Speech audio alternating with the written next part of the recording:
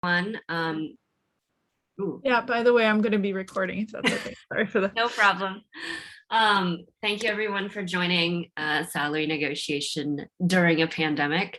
Although this is really just a salary negotiating talk, and we just happen to be in a pandemic. So my name's Yan. I'm one of the co-founders of Code Chrysalis. Anne, you want to introduce yourself? Hi, my name is Anne. I'm director of Women Who Code Tokyo. And yeah, we're really grateful to have Code Chrysalis providing content for tonight's event. And we'll hope to get a good discussion going. Yeah, and we have Ari. Hey everyone, my name is Ari. I am the career coach at Code Chrysalis, and I help people get jobs. So really looking forward to today's event. Great. Anne, you want to introduce? Yeah, I'm just going to start off and talk a little bit about Women Who Code. We are an international nonprofit organization, and our mission is to inspire women to excel in technology careers. You can check out our website and join us at womenwhocode.com/Tokyo, although you've probably found our meetup page if you're here. Next slide, please. And we'd also like to remind people that all our events are covered by a code of conduct where we strive to be an inclusive and safe space. We are multilingual. We are welcoming to anyone interested in the main purpose of the event, regardless of nationality, language, gender, or skill level. If there's any harassment or inappropriate behavior, or someone's here who is not on the purpose of the event, we may ask you to leave. For more information, please read our code of conduct. And with that, I will turn it over to Yan for the main event. Thanks. Before I get there, I want to do a little Code Chrysalis plug. For those of you who don't know about us, we are a coding bootcamp located in Tokyo. We are all about helping you make a quality career transition into software engineering. Quality being a key word.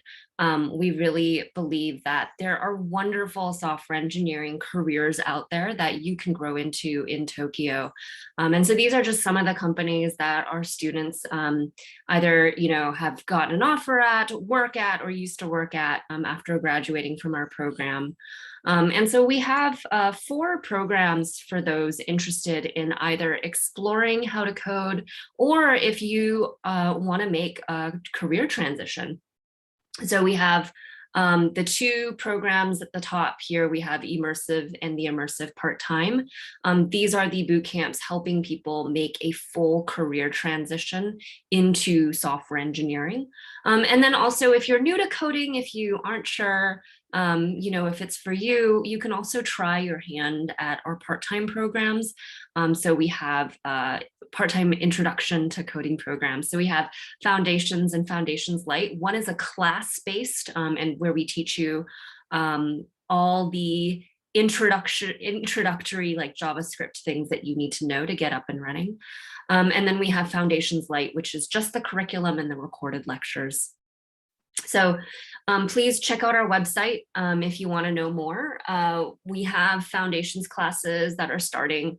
We have one starting on March 29th, the deadline being, it's already passed, but you still have time to sign up if you be nice and message us. So please check those out. We also have an immersive. So this is a full-time course dedicated to helping people make a transition into the tech field. And that starts July 28th.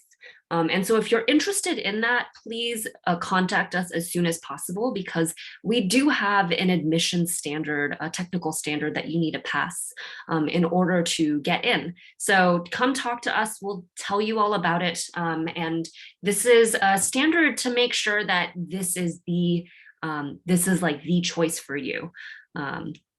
So there's that. And then we also have an immersive part-time. So this is a 6-month part-time version, so you can continue working at your day job, but then on nights and weekends be working towards becoming a software engineer. So the next one for that starts August 9th.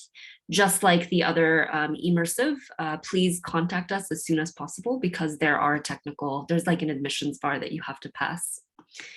And also, if you happen to be a ALT working at an English school in Ochiai, if you are part of the JET program or similar, we have a deferred payment plan specifically for English teachers and ALTs. So please keep an eye out for that. Please message us if you have any more questions. But it's an ability for you to just pay your tuition, pay part of the tuition up front, and then pay the rest back in installments. So that's enough about Code Chrysalis. I want to get to the real meat of the event, which is salary negotiation. Just a few disclaimers and a bit of information before we start. All I did was kind of copy and paste a few slides from a lecture that we actually give to our immersive and immersive part-time boot camp students. So this is a part of the program, but I just picked and chose like a few things for tonight's event. So we're not covering everything because of the limited time, but yeah, this is directly from our curriculum. Also, the scenarios and examples here are specifically for software engineers, but honestly, the knowledge can really be applied to any occupation.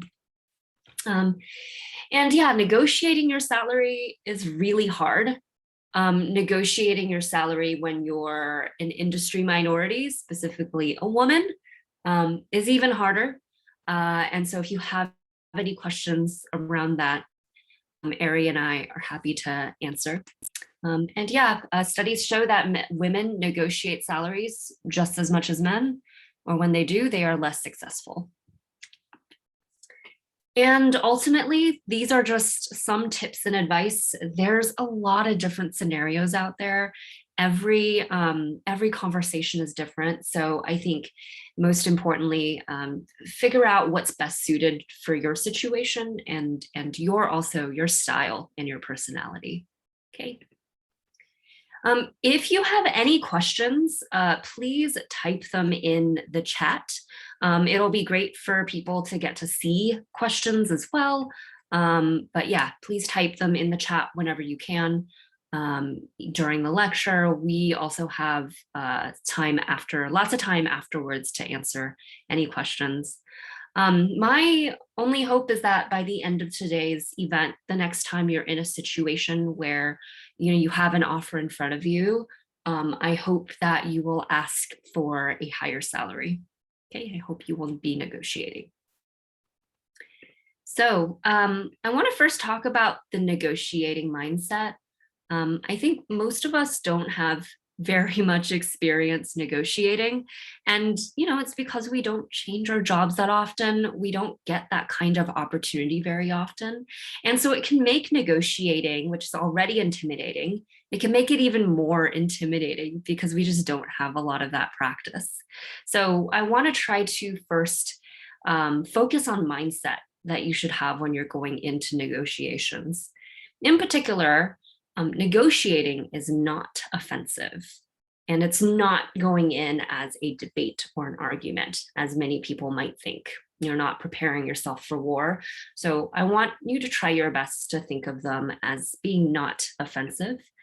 Instead, I want you to think of negotiations as an agreement or trying to find some kind of equilibrium between what you want and what you need and what the company is able to afford. So for example, in this first scenario, if you get a 6.5 million yen offer and the company offers you 6 million, if you get a 6.5 million offer from another company and this company offers you 6 million yen, then a negotiation is going to need to happen for the second company to try to woo you from the first. And in the second scenario, if a company offers you 6.5, but you were okay with 6 million, then the company missed out on an opportunity to save money. And so negotiations are really just discovering what that equilibrium salary is, where both the parties will be satisfied. Okay. And so negotiations are pretty important. You should negotiate because the same level does not always mean same pay. So we got this information from an American website. I can share the link a little later, but I think it's Open Salary. You can see here that for people who are joining Microsoft at the same level and position with the same number years of experience and years at Microsoft, you can see that the total pay can come out to being very different. So even people at your same level with the same amount of experience as you, same amount of time in the company, depending on how their conversations go, they might be getting paid differently than you. And so missing out on negotiating means that you could be losing out on potentially lots of income throughout your life. And so in this study from US job data, the income loss over a 45-year career can be almost as high as $1 million USD. And yeah, thank you, Anne. That was levels.fyi that we got that data from. And so to kind of put this into perspective, even a difference of 250,000 yen can be different when compounded over time. When you want 5.25, but the company is offering you 5 million, for some people, they might think, well, that's close enough. It's 250,000 yen spread out over 12 months. I'm not losing out that much, right? However, when you think about how much that buildup is year after year of making a little bit less, that can compound. So after 6 years, that 250,000 yen difference actually compounds up to 1.62 million yen. And in that sense, it can be quite a lot of money, right? And this is assuming that you're getting a raise of roughly 3% every year. So all that difference, it can compound and become greater. So you are all here to talk about negotiations. Let's say you have an offer. Let's talk about what to do when you get that job offer, right? You've been interviewing at these companies or at this particular company for a while. You've talked to lots of people. You've had lots of interviews, and they finally give you an offer. They either call you on the phone or they send you an email. What do you do? The first bit of advice, do not agree to anything yet. For a lot of people, that offer that they get, they're so excited, it can be really easy to be like, yes, I will take the offer. I love your company, I want to join. But before you do that, I think it's really important to take a step back and do a few things. So don't agree to anything yet. Here are the steps that I want you to take. I would like you to respond, thank you, within 24 hours via email.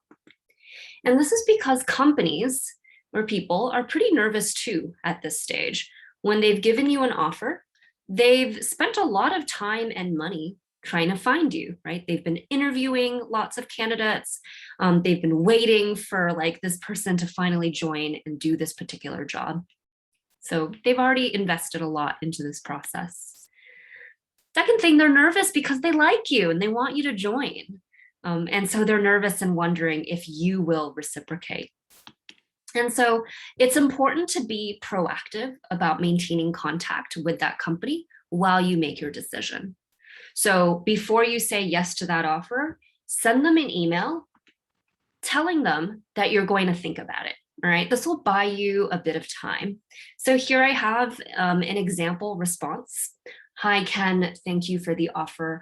I am excited to be selected for this position and really enjoyed meeting you and everyone on the team. I'll take a good look over this offer and let you know my decision, all right? And by the way, if you are interested in seeing some responses, I created a little QR code with just 3 simple responses that I'll be going over soon.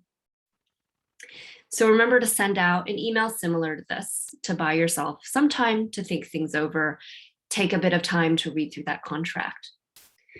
The second thing is if your offer was verbal, make sure that it's in writing. So if they called you on the phone to tell you the offer, please make sure that you get it in writing.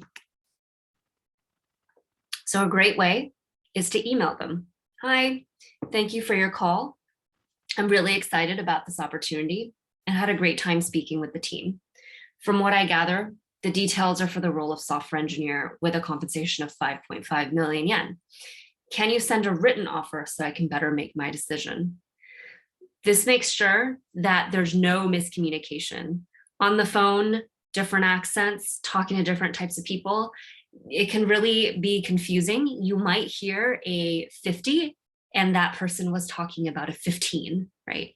So be careful, make sure that you get it in writing. And then also, I want you to figure out what your BATNA is and what the company's BATNA is as well. BATNA means best alternative to the negotiated agreement. And it really just is about your ability to bargain, your bargaining power. And so BATNA is what you will walk away with if you don't reach an agreement with that company. So if you don't end up taking that company's offer, do you have other offers lined up? Do you have other interviews lined up? Are you willing to take the job if the pay is lower? Are there opportunities to increase pay over time? So I want you to think about those things as well. And it's also important to think about the company's alternatives. Usually we're just thinking about ourselves. Oh my gosh, that's the only offer I have. Or I don't want to keep job hunting, right? I think it's also important to think about the company's BATNA, the company's alternatives. Are they expanding their team? How critical is this role? How difficult is it to fill? How many people are interviewing? And also maybe how fast they're trying to fill that role, how long they've been looking for someone. And it's important to think about the cost of hiring for that company and how much they want to invest more in it if you don't accept the offer. So here's just an example of the cost of hiring. During an interview process, oftentimes there's a phone screen. So in total, maybe with you, it's going to be a 30-minute phone screen, but then it takes 30 minutes for like all the prep work and the note taking and things like that. There's sometimes 4 to 5 other interviews. Maybe we estimate like 6 hours total. And then maybe a final like higher up approval that might take about 1 hour. And then they finally make you an offer. So that's already 8 hours of time for one candidate. And let's say they interview 30 candidates, right? That's 240 hours. And so if we just give an average sort of hourly of 3,000 yen per hour, that can come out to 720,000 yen just for looking. And that's not including all of the different meetings and discussions about candidates, the fees for the job postings, which are really expensive, recruiter fees, and also the cost of not having someone in that position, right? The opportunity cost. So when you're thinking about your own BATNA, remember to also think about the company. And I think it makes it a little less intimidating when you're thinking about the amount of power that you might have over the company that you're negotiating with. And if you like the company, gather some supporting evidence, right? Why should you deserve more? Well, some questions to answer. How will this company benefit from me joining? What can I do for this company? And what makes me different from everyone else? A good way to be able to answer some of these questions is to try to talk to some other people in the company if you can. So I always like to reach out to people on the team through LinkedIn to get kind of their opinions or their viewpoints about their company and the team that you might be joining. And it's important to figure out the company's views. Ask the company what the salary range for the position is, and also research what similar companies are paying as well. And if you like the company, figure out your ask. And this is the really hard part, writing up or being able to prepare for a particular meeting. In Japan, a lot of salary meetings happen, or a lot of salary negotiations happen in a meeting. And so it's important to make sure that you are well prepared.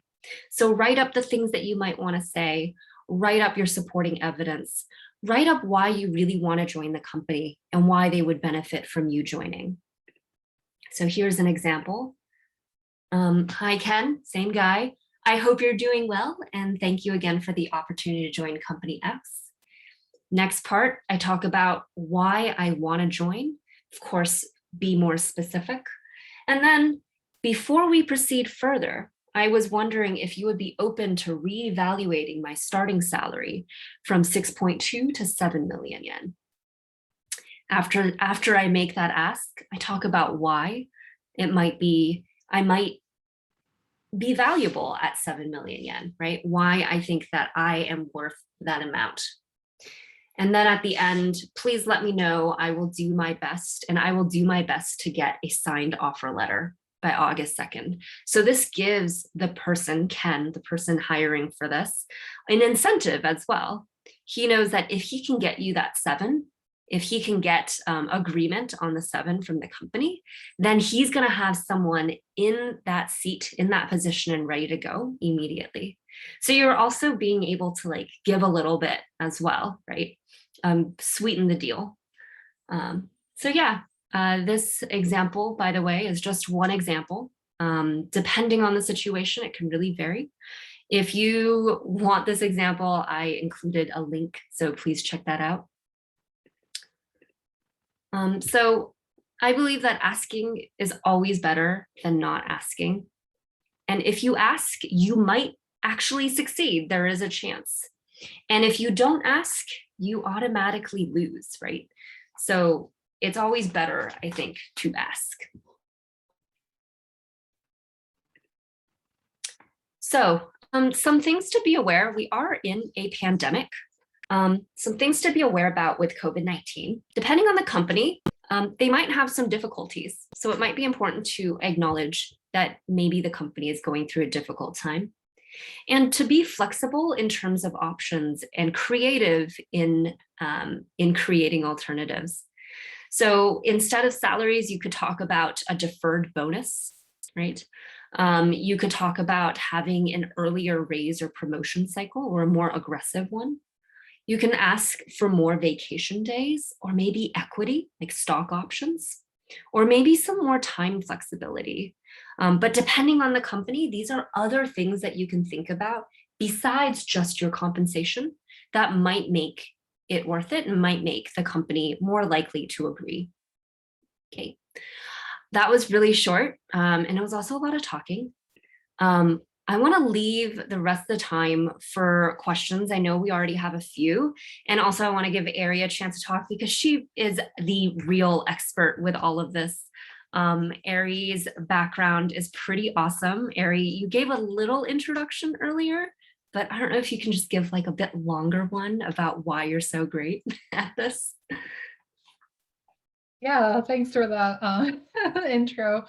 Yeah, so I'm happy to answer any questions. I think we already have some pretty good questions in the chat right now.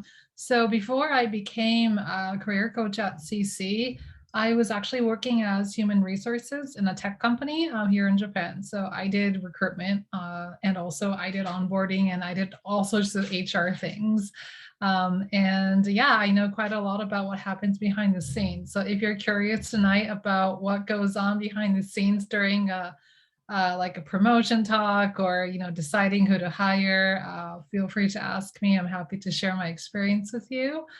And yeah, I've just been helping a lot of graduates at CC find jobs in the tech industry, and I've noticed a lot of trends. So let me know if you're interested. Happy to answer anything.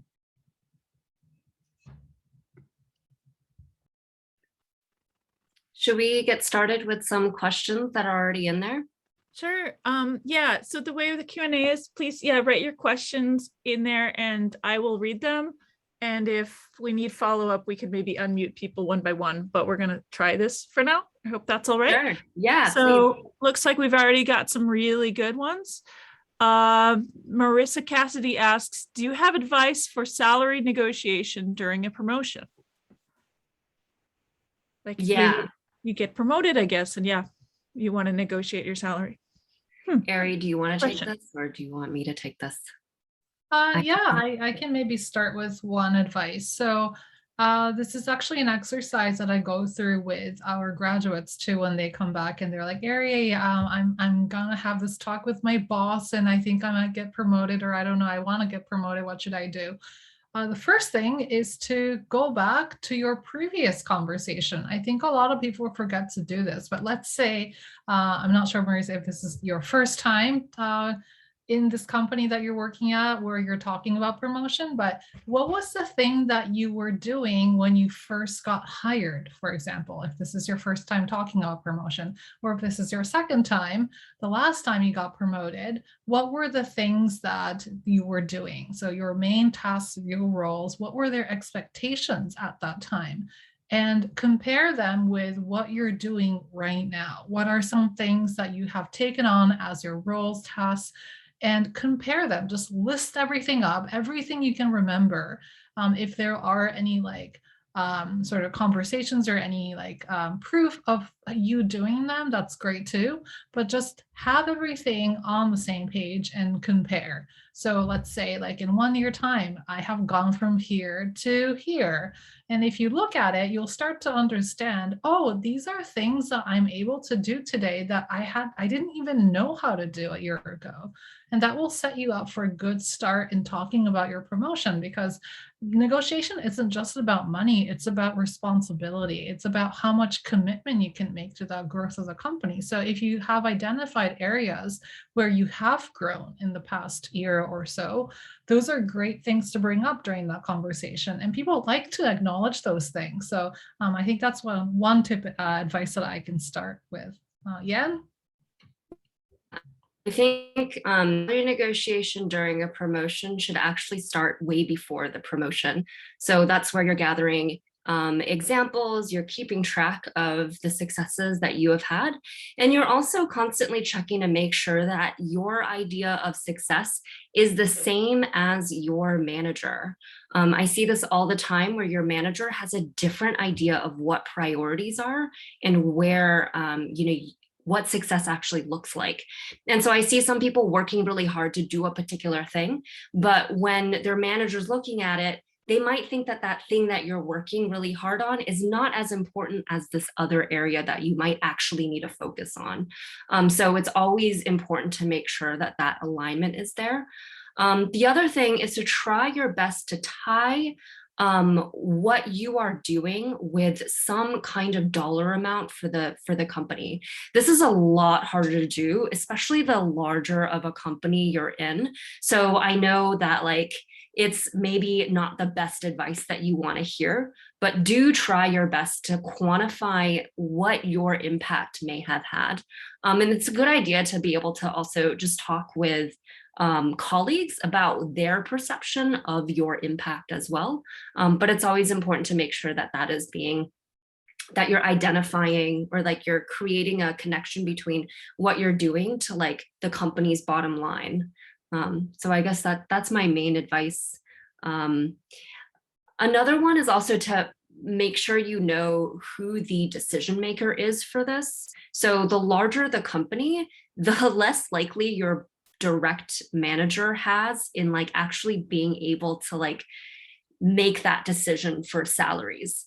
Oftentimes with a large company or like even a medium-sized company, there's usually a process, right? So if someone asks for a higher salary, that hiring manager like that, sorry, not hiring manager, but your manager usually has to go through some kind of process with HR or with finance to get that approved. And so if that is the case, make sure that your boss is armed with all of this evidence. So make sure that your boss is on your team, can vouch for you, because that is the person going to bat to try to get you that higher salary. So yeah, it is hard. None of this is easy. It's incredibly difficult. It's even more difficult as a woman. I think as women, whenever we are serious, whenever we ask for something for ourselves, it is perceived negatively. It sucks. Like being a woman can be very depressing. The social cost of us asking for things is much higher than the social cost of men. And so, if you're feeling nervous about it, that's completely normal. I think it's do your best the best we can do is just make sure we're prepared and get that support from friends, from family, from even like seeking out particular mentors. So yeah, that's my advice. Yeah, and next question. Oh, you're muted. Oh, yeah, sorry. Same question. Okay. How do you respond? Engineer Cafe asks, how do you respond to being asked your desired salary, especially early in the interview process? I also, this one, can I share a link? I want to let Yan and Ari talk, but I want to share a really good link that talks about the specific thing. So I'm going to just share this website in here, and then I'll turn it over to you. But that's what they have some good advice in there. All right, please go ahead. Yes. Okay. So if you are asked about your desired salary, I think it's important to understand why they're asking for it. For most companies, they want to see if you are within the range that they have in mind for this role. Usually with any job that's out there, there's like a particular range that they have. And so if you're asking for something like much higher or much lower, or usually it's much higher than what the range is, they want to make sure that they're not taking you through this interview process only to have a huge mismatch. And so there's a few things I think I try to see if I can get the range of the company first. And so if you get asked like, what's your desired salary? The counter that you can first try is, well, what is the range for this role? Like, what is the budgeted range for this role? So do your best to try to like ask a question to get theirs. You always want to try to make the company give their range first. And if it's within what you want, like that's great. But yeah, Ari, you have another tip? Yeah, well, yeah, I can tell you from my experience too that when I was, HR, I would be usually the first one to do the interview round, and it was my job to ask this question. And the reason why I was asking was like what Yan said, I wanted to make sure that the candidate that we were going to proceed with didn't have like a crazy desired salary that we could just never afford. So that means that, if someone's, desired salary was like 16 million, and then we could never afford that, even if that person was like a great candidate and we really liked their skill set, we would not move forward because it would just waste our time. So in that case, as Yan said, do prior research. And I think another thing to add on top of that is you might be able to postpone that talk. So you could say something like, well, thank you for that question. I'm actually really interested in this position, and I would really love to learn more about it through talking to more people from your company. And if we come to a point where you are interested in me and I'm interested in the position, I'm welcome to, I'm open to talk about this topic again. But at this point, I just really want to get to know people and about this position. And they might just say, okay, and let you move on. Cool. May I add a comment too, that sometimes it depends on the company, but there are places in Tokyo that will pay 16 million yen, and depending on your skill set, that might be, but it sounds like sometimes it's not aligned between the employer and the employee or the interview candidate. So I just wanted to add, like, it's not necessarily a crazy ask, but it might just be not a right fit for that situation. And it sounds like that's a good answer for, I guess, getting those things addressed.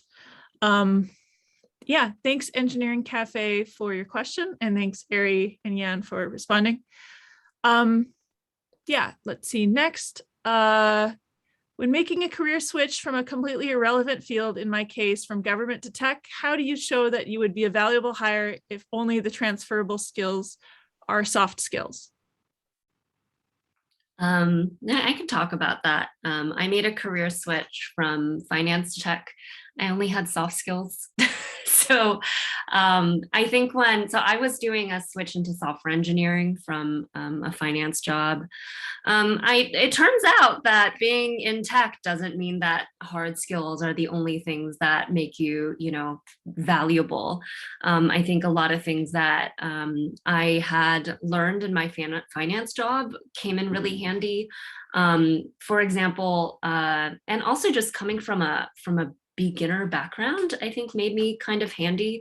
I think being able to work on a team and explain things to people who didn't have a tech background was really important.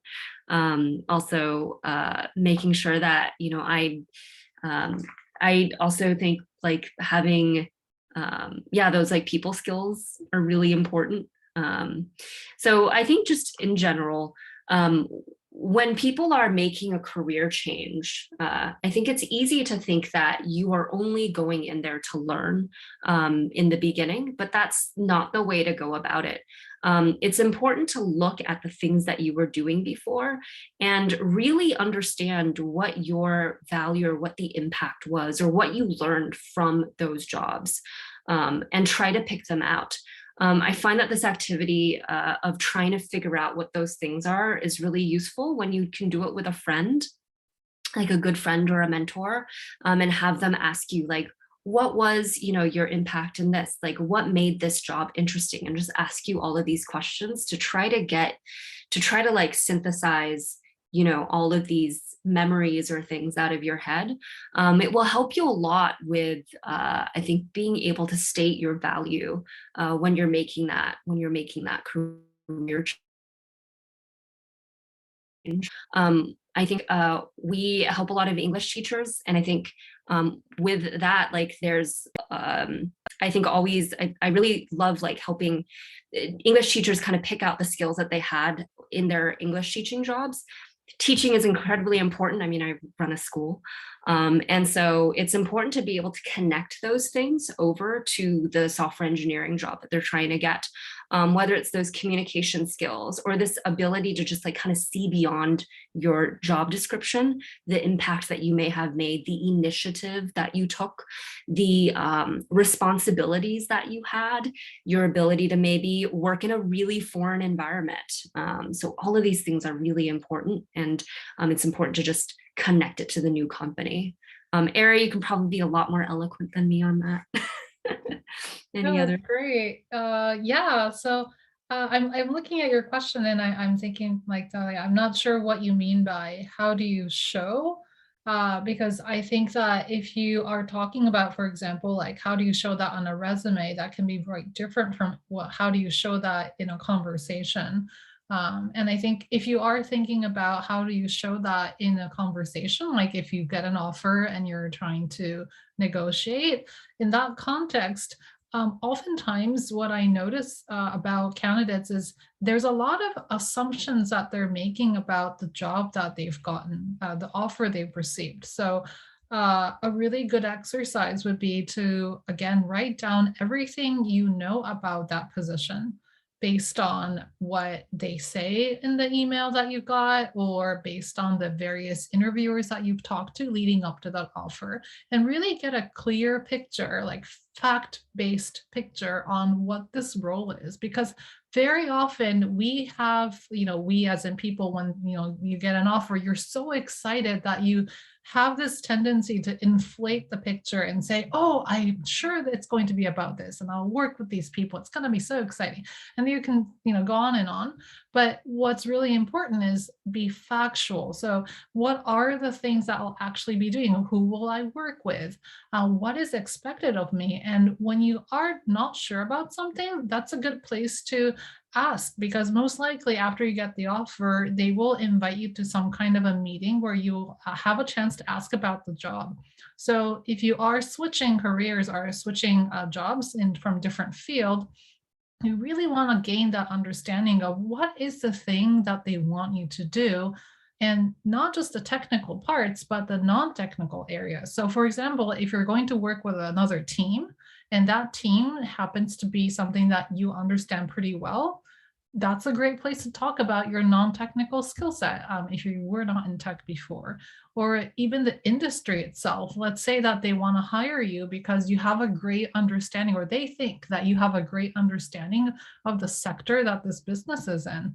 So then you can talk more about that non-technical skill set or that experience that you have. So understanding first, what exactly is it that they like about me or my background, and why am I giving me an offer? I think that will really help you get to that understanding of how to demonstrate the things that you have. So I think that's what I can talk about in terms of that conversation.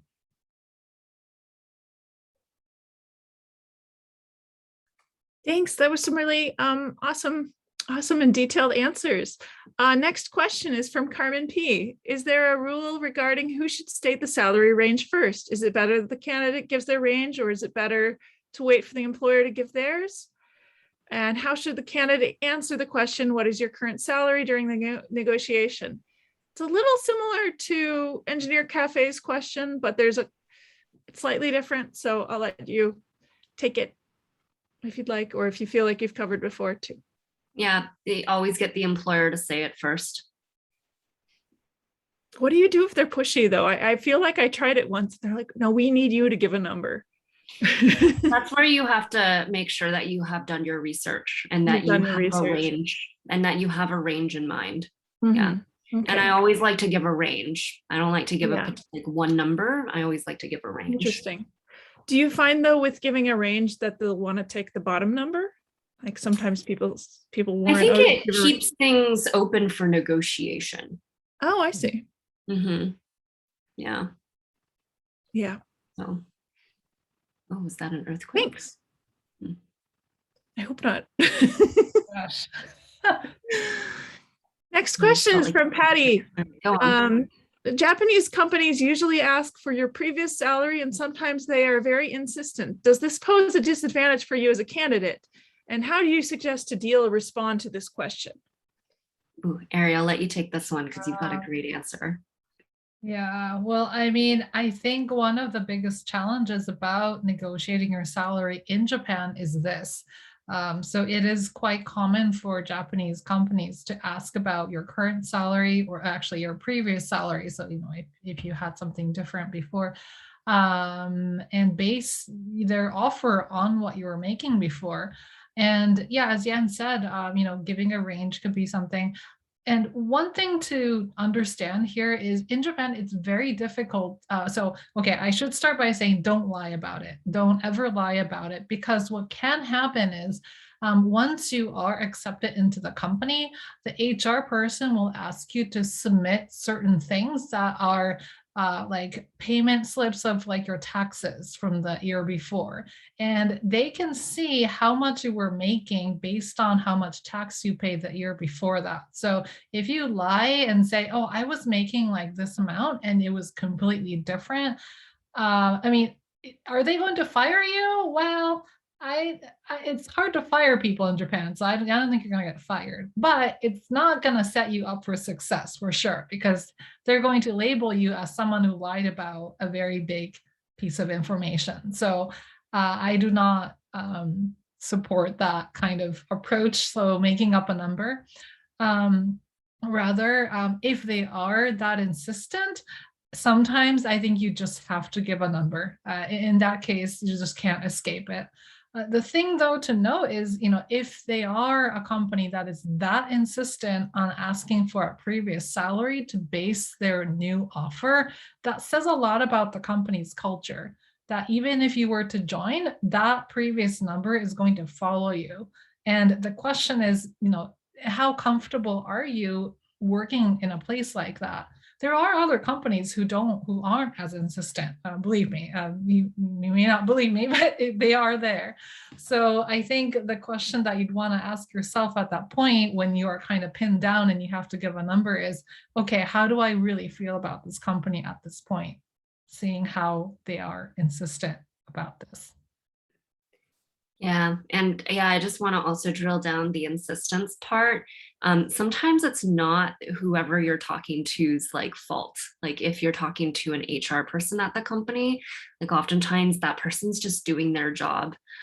So I like to try to get real with that person and see if I can connect with them just on a human level, figure out kind of what's going on, and try to see if you can just connect with that person as like a human and, you know, like help me, help you, like let's help each other. That sort of approach. Yeah. Thanks. I think this is probably a relatable one for a lot of women, because if you're historically underpaid, there's a fear that it might be hard to, like, you know, get out of it in the next job. Yeah. If I may add, one thing that I've found is sometimes if I'm interviewing at more than one place at a time, I can get the companies, rather than focusing so much on my previous salary, if I have one or two offers, I might be able to say, well, so-and-so is looking at this range. Or so, but you have to actually have, you know, again, don't lie, like Harry said, like be honest, be a good, but yeah. Great. That's a really good answer. Let's see. Next one we have, do you have any advice for freelancers moving into a full-time position, no previous salary to compare to, etc.? Yeah, I would say do your best to give an estimate for what the full-time would have been if you were, you know, freelancing full-time. No real advice, I think, other than there should be no real difference other than the things, you know, other than that. The things that we have talked about in the past, like knowing your value, knowing what your impact was, they still stand for freelancers too. Great. Should there be any calculations, given that sometimes freelancers will charge extra given they're working like fewer hours, but they spend more time like finding clients? Is there any thoughts on, I don't know, how the math works out? Or I think there's like a website where you can go and punch numbers and get it. But okay. usually if you are dealing with an HR person who has certain experience, they'll be able to calculate that on their own. Because yeah, as freelancers, you have to pay your own taxes and everything else.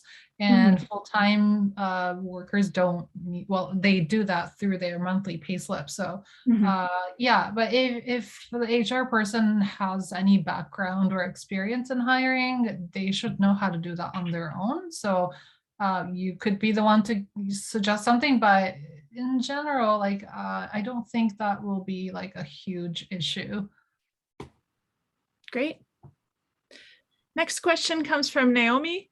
Is it okay to give a high number, but say you are open to negotiating? Does this weaken your position in the negotiation?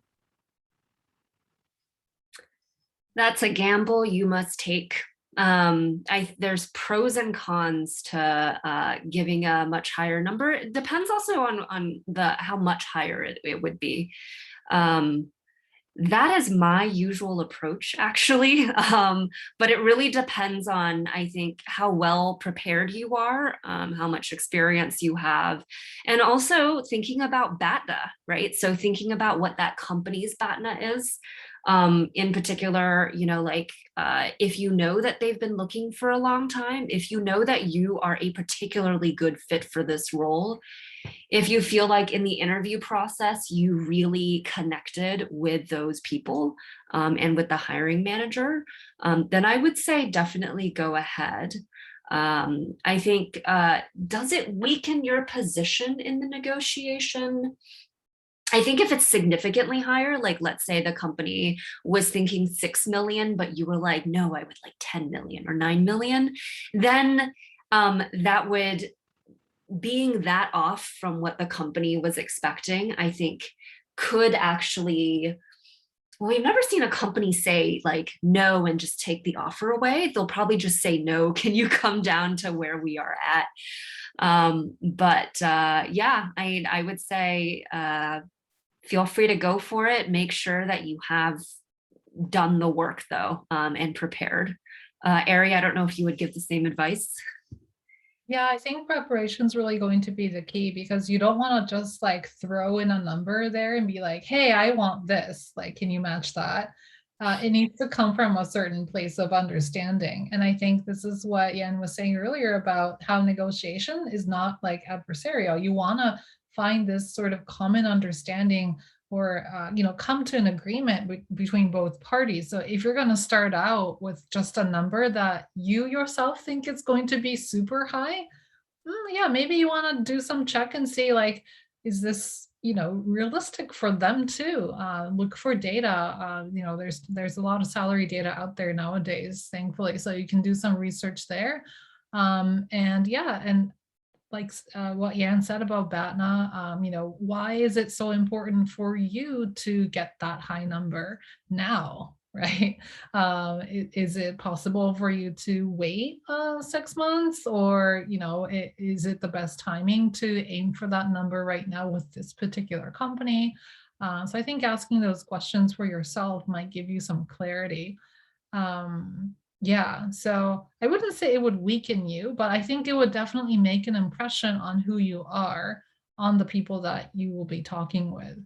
And of course, if you are playing very difficult to get, that's the kind of impression that you're going to make on them. So the question is, do you really want to go for that?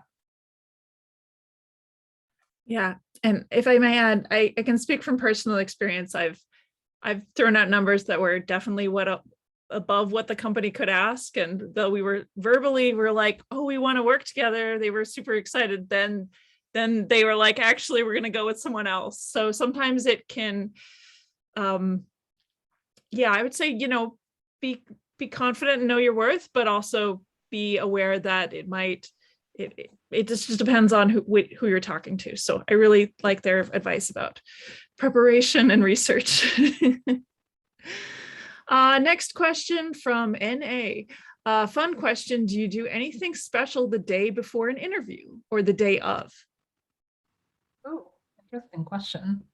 Can I go first, Eric? Yeah, sure. Oh, do you want to go first, or? Oh, no, go ahead. Oh, me? Okay. Yeah, there's a few things that I like to do. The first one is think of 3 things about yourself that by the end of that interview tomorrow, your interviewer must know about you. So think about the job, think about yourself, how you might fit, and write down like 3 key things that, like, at the end of the interview, that interviewer must know about you. All right. It can be facts. It can be like particular ways that you would like to describe yourself. Write it down, stick it like in the wall or wherever that you can see it during your interview, because it can be really easy in an interview to get flustered and to forget to bring up things like, oh my God, I forgot to talk about this project that I worked on that was like really similar. Make sure that doesn't happen. Prepare, have that list up. Another one, take a look at their website. Like, people always forget, like, read the website, read through that about page, look on LinkedIn, see if you can find the person who is interviewing on there, if you know their name. Just like try to get as much research in as possible. I mean, I think it's all about preparation. Ari? Yeah, I think so. When you're thinking about something special, well, I think sometimes people forget this, but I think this could be interesting if you've never thought about it, is reminding yourself to remember the names of the people you talk to. Because you get so nervous about, like, what am I going to say? How am I going to impress them?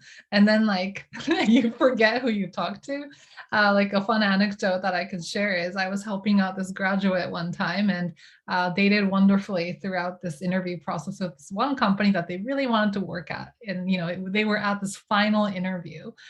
This was pre-COVID, so the final interview was actually in the company. So they go to the company, and, as the interviewer is taking them to the meeting room to have their final interview, just casually talking, the person says to this graduate, oh, so, like, who have you been talking to, in the past few weeks? And this person just goes completely blank because they're just so nervous to be in that meeting room. And they actually did remember who these people were, but in that moment, they just forgot. So they were just like, well, like, oh yeah, that like really nice person who's like in marketing. Thankfully they got the offer. But yeah, it's just an anecdote that sometimes I like to share because we get so like concentrated on these like other things, like, what am I going to do and like shine. But yeah, sometimes I mean, you never know what they're going to ask. And I think names are something great that, we can remember and say, oh yeah, I actually had a really nice chat with this person. It shows that you also remember that person, not just an interviewer. So I guess that's what I can say.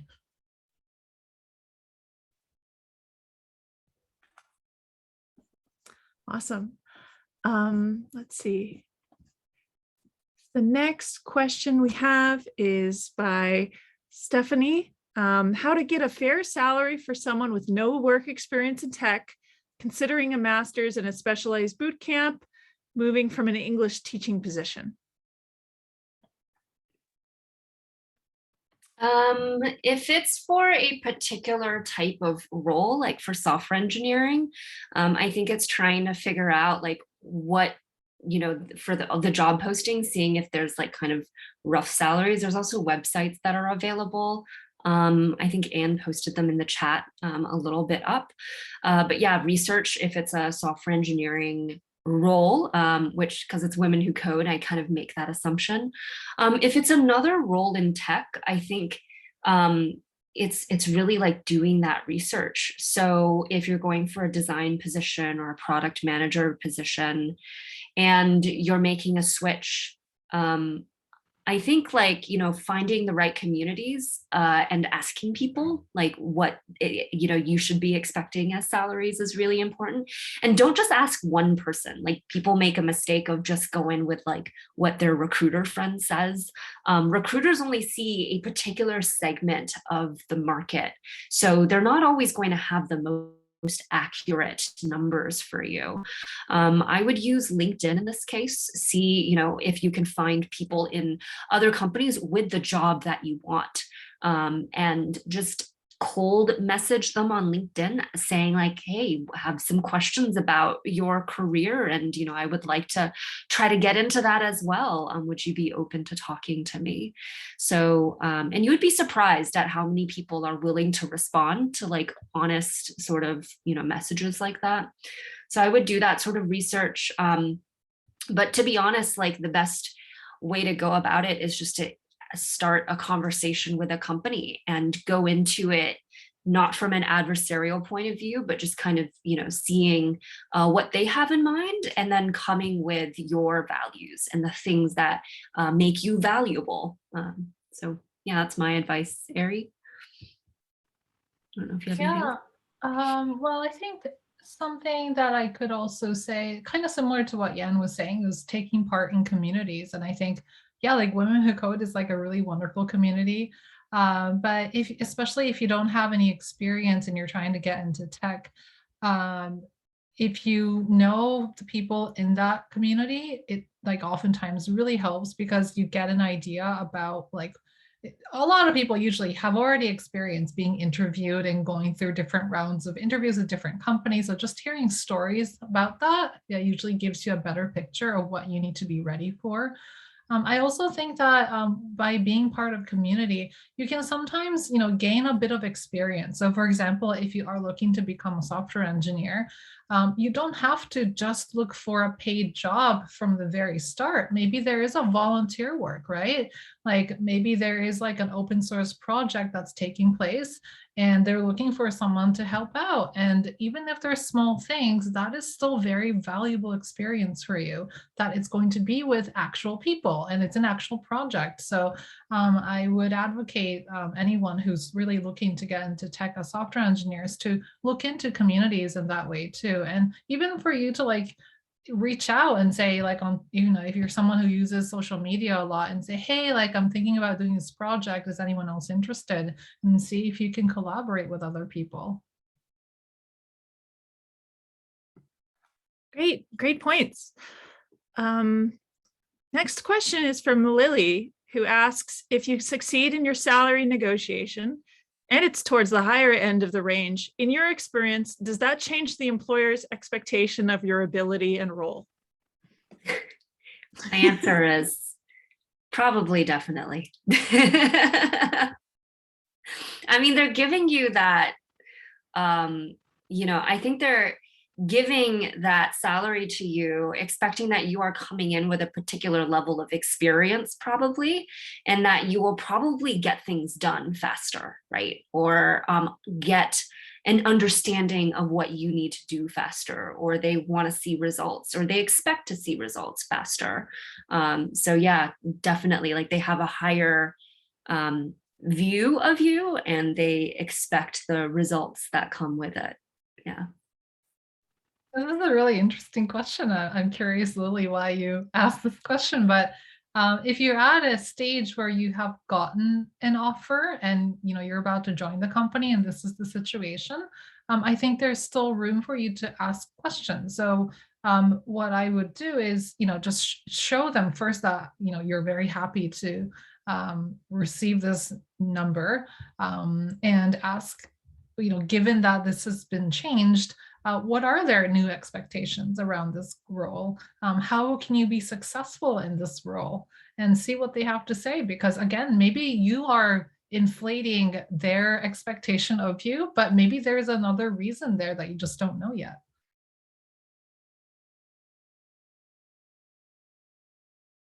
Yeah. Great. Next question comes from Ganga, who's saying, now I'm a student, but previously I have 3.5 years in experience in IT, also AI. Back in India, now I'm doing my master's, or the 3 years experience back in India. Now I'm doing my master's in AI at Waseda. How can I utilize my previous experience for getting better compensation? Or will I only be classified as a fresher? I think that might be like a fresh hire. Thank you. Yeah, it all depends on how you're approaching it and how you present yourself, right? And so I think if you're able to think about that 3.5 years of experience in IT, the impact that you had, the things that you can do, bring that whenever you are going into interviews, making sure that the value that you have is being reflected well in your resume. Resumes are really important. I think that makes a big difference. Just all the things that we've been talking about, right? Knowing your value, being able to vouch for yourself. When you're going through this interview, this job hunting process, when you're going through interviews, when you're negotiating your salary, you are basically a salesperson for yourself, right? So if you were trying to be a salesperson or a representative for yourself, how might you talk about yourself? I find that these things it's always useful to have a friend help you with this stuff, because I'm really good at talking up my friends, but not great at we tend to not be great at talking about ourselves. So see if you can get input from a friend. But yeah, it's really how you present yourself. Ari? Yeah, I think Yan just said something and I want to kind of piggyback on it. It's about the resume, because I think when I was working as HR, we also hired many candidates from abroad, from all parts of the world. And one thing that I noticed was sometimes we'd get people who are highly educated, highly qualified, but it was really hard to understand exactly what they were offering on the resume, because they would have all these great masters and PhDs and have this crazy work experience and great companies. But when it came to reading about what specifically they did in those companies, it was really hard to get a clear picture. So one advice that I have is when you are sending your application, really tailor your work experience and your educational background to what they're looking for. Don't make them guess who you are. You need to be the one to say, okay, I have done these specific things and have studied these specific things that you want to see, and I have that. So you have to be the one to make that connection, not them trying to read between the lines. Yes, I think that's what I can say.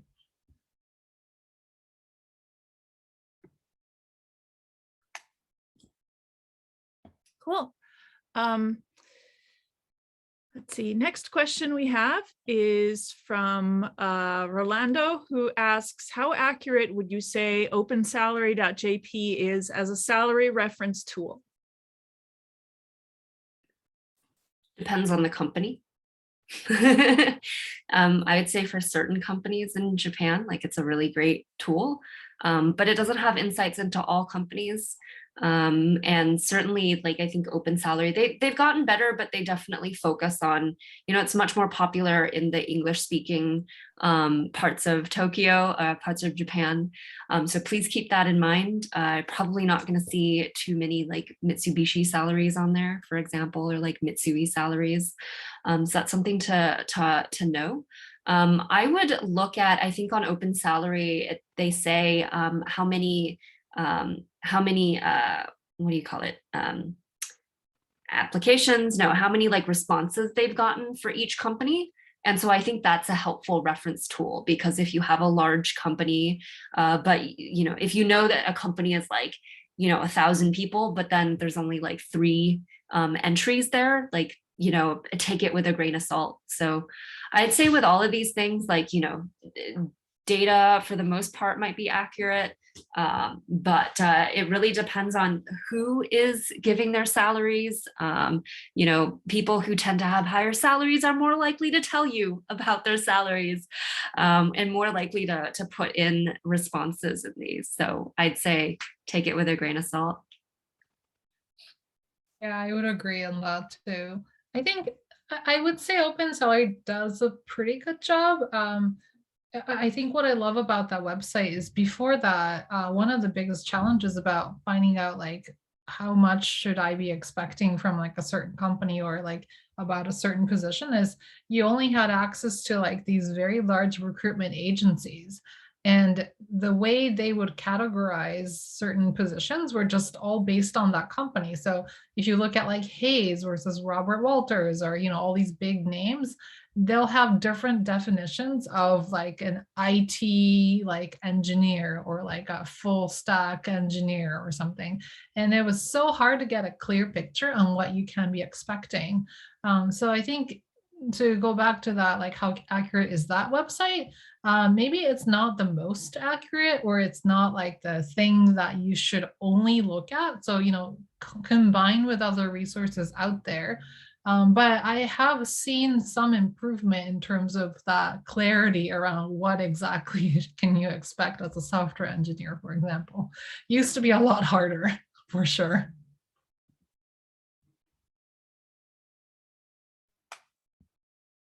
Awesome. Next questions. I asked a couple kind of based on some things that Women Who Code has been talking about. So some of you who follow Women Who Code on Twitter or have been in our Slack may have noticed we've been asking a lot about the Great Resignation. The Women Who Code headquarters is in California, and this is kind of an American term regarding this big shift we see where a lot of people are quitting their jobs and maybe applying to new jobs and negotiating new offers. So I wanted to ask about how the Great Resignation affected Japan. Is it still true, early in the pandemic, salaries were coming down. Sometimes people got their job offers pulled because this money that was budgeted was suddenly gone. Is this a time now where things are getting better? Can tech workers negotiate for better pay? What are your thoughts? Yeah, I'll go first then. So in Japan, the Great Resignation, I guess, so to speak, happened in so sometime around between April and June of 2020. This was when there was a spike in the number of job seekers in Japan. If you go do any research, large recruitment agencies in Japan, they will also do the same thing. Very big number. I think it was the first time in like 7 years that they have recorded this number of job seekers, which was quite drastic. And what was really interesting about this time around was a lot of people who traditionally would not sort of fit in the category of people who job hunt had been kind of had decided to go into the job market. And one of the biggest reasons that people said was because they were not happy with how their employer had reacted or not reacted to the pandemic. So these are people, for example, who maybe in their late 30s, even 40s, who were in very comfortable, stable jobs in large Japanese companies very often, who decided, okay, this is enough. It's time for me to look for a job. And there were a lot of people like that. Also very experienced types of candidates. And in terms of if this is true or not, even today, I would say that there's more, I guess, movement of people in the market even today, which is a good thing, actually. What's happening now in Japan is for the first time, people in their 40s or even 50s are changing jobs. And this is not a thing that was seen before. And what's happening is larger companies are, so a few things. So startups are beginning to pay more. So salaries increasing in the smaller companies, startups. At the same time, larger companies are trying to compete and they're trying to win over more technical candidates into their company. So as fresh graduates, so they're increasing their salaries for freshly graduated type candidates. So there is a lot of movement happening, but precisely because of that movement of companies have really turned around in how they hire people, the kind of benefits that they offer. So I would say this has been overall a very positive change for Japan. Great, I learned a lot from your answer. That was really wonderful. Cool. Next question is based on some observations of a friend. But yeah, so say someone receives a new job offer from a place where they're interviewing and they're currently employed, and then they notify their employer and their employer receives a counter offer. What should you do in that situation? Seen this happen many times. This is where the only thing you can do is have a conversation with yourself and where you want to be and where you want to go. And it's not an easy conversation. It's not a short conversation for most people. Maybe it is for you. One thing I like to think about is where you want to be in 10 years, and to really think hard about what you in 10 years is going to look like, personal and professional. And that can include the types of skills that you might want to have, the types of experiences that you might want to have in 10 years, the type of person you want to be. It can be vague. It can also be a lot more specific. So if you have a particular, like, I want to have this job or like be at this particular level, whatever that is, I think try really hard to think about what those things might be. It could be many things. It could be one thing. And then after that, I would think deeply about both of these companies and what like you can gain from these companies to help you get closer to that 10-year goal, right? So thinking about in this company at this new job, what are the things that might be, what are the experiences or things or pay that might be different that, you might get you closer, and then looking at your current company, what the counter was, maybe what the experiences you might have are, and thinking about how they might get you closer to that 10-year goal.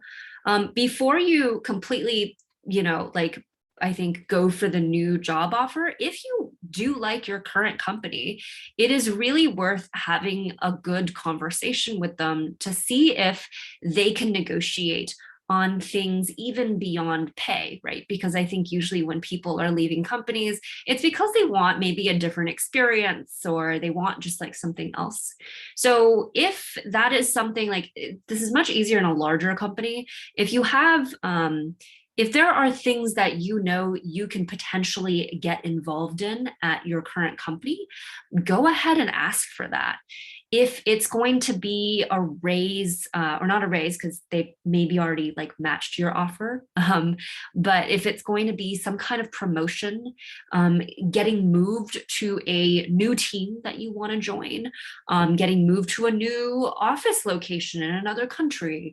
So like whatever that might be, try to figure out, you know, what it is in your current company that would make you really want to stay. Like what's going to get you really excited to make you want to stay. And then when you have both of these things on the table, I think it'll allow you to make a much better decision. But yeah, it's really just having that conversation with yourself. Ari, I don't know if you have any other words of wisdom. Yeah, I think that was great advice. I think this is the part where you really, so of course, having a conversation with yourself, as Yan said, so true. I think it's also important to talk to someone about it too, because I think how you handle this situation is going to be different from person to person.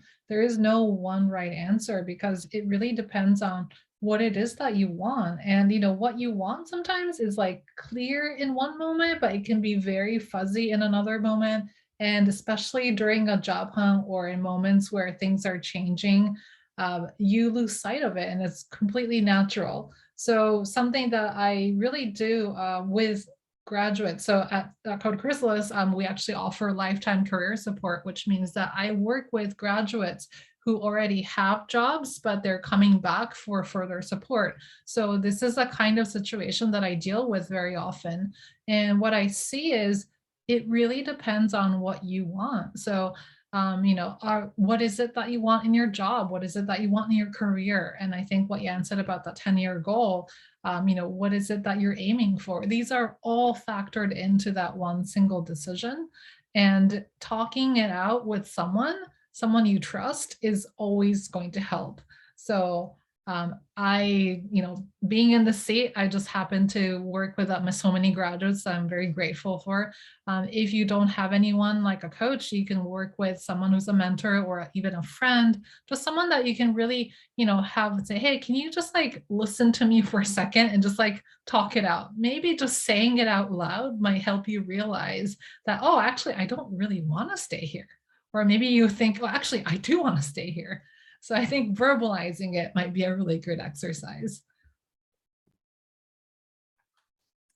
Great points. We've got a couple more questions, so we're getting close on time though, so I'll try to just keep it to one or two more, but let's see.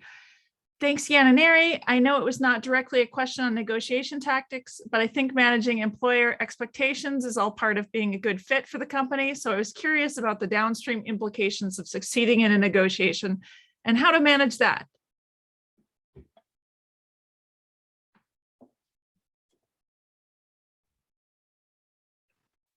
I don't think that was a question. I think let's go to the I was next curious one.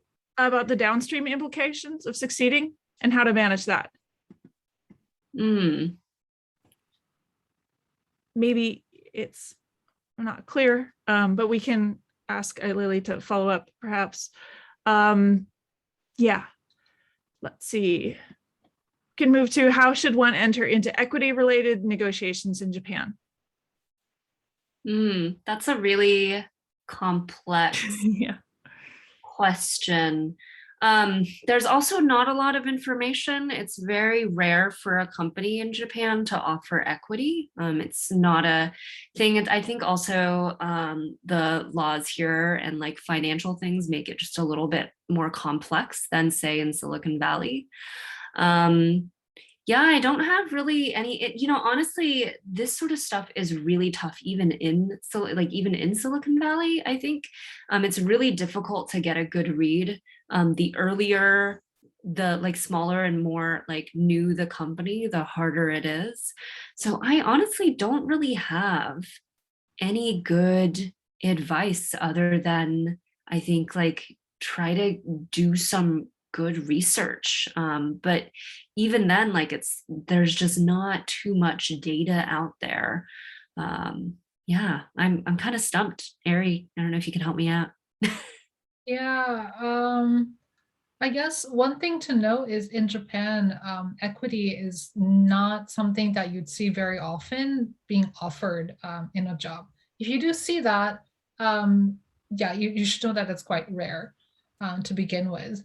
And some companies, I would say that in tech, there are more and more companies who are doing this. Again, not many, but some are. And when they are doing that, it tends to show something about the company's culture or the way they view hiring people. So there's no should in how you enter in that negotiation, but I think maybe it should give you some understanding of what kind of company that you're working with. So I would define them as more, I guess, innovative because of just how rare it is in Japan at the moment. And that they might really think about hiring people as ways of investing for growth of the business rather than just a simple like employee-employer relationship. So I think when you enter in that conversation about equity, asking about like growth plans for the company, because I would imagine that if they have something like that, they are interested in seeing you perform to have you really contribute to a certain business or the entire company. So having that conversation to really understand what it is that they're aiming for as a business in the next year or 3 years or 5 years, and try to get clarity around that. I think that might help a little bit with that topic. Great. Let's see, it's almost 9, so I think I want to wrap up at this point just because our speakers have been working so hard and we want to thank them for their expertise and wisdom. So maybe if we could type applause and or pachi pachi pachi H8 if you like, those we do in Japan. Sorry we couldn't get to all the questions, but it's almost 90 minutes, so I want to let them go. Yeah, please, if you're interested more in learning about Code Chrysalis, they are sharing their links, their meetup events, and they have lots of free events in Tokyo. We're very grateful for them partnering with Women Who Code. And yeah, I'm going to wish everyone a good night. All right. Thanks for having us. Thanks for joining. Thanks everyone, and good luck with negotiating.